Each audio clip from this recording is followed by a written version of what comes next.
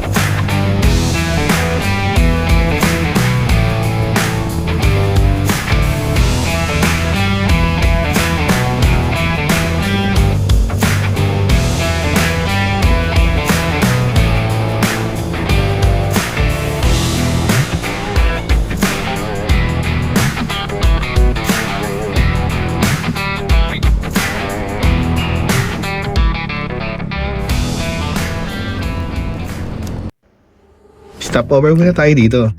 Picture muna habang nagpapahinga ng konti. Tapos hanap tayo ng magandang tambayan at kainan bago ituloy ang ride. Mga ka-rider, baka may marirekomenda kayong solid na food trip or coffee shop sa Lobo na bukas hanggang gabi. Gusto namin subukan sa next ride. Mas okay kung may masarap na pagkain, magandang ambience at sapat na parking para sa mga motor. Kita-kits sa next ride. Ride safe palagi.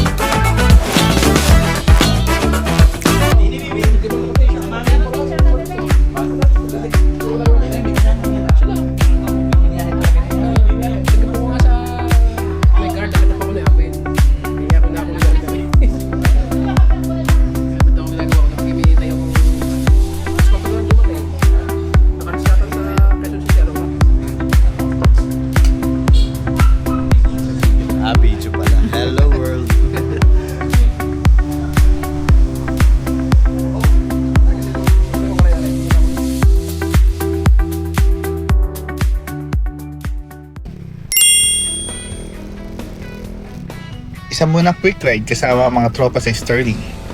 Labo Batangas Loop muna, isa sa mga classic at paboritong routine ride ng maraming rider.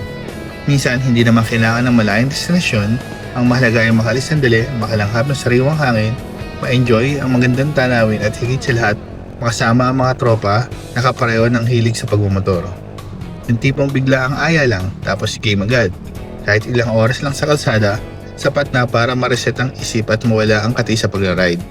Iba talaga ang saya kapag sabay-sabay kayong bumabiyahe, nagtatawanan sa bawat stopover at gumagawa ng panibagong alaala. Salamat sa ride mga tropa. Sana sa susunod, mas marami na ang makakasama at mas mahaba na ang ruta. Marami pa tayong lugar na dapat puntahan at maraming memories na dapat buuin. Hanggang sa susunod na ride, ride safe palagi, respect the road, kita-kits sa next loop.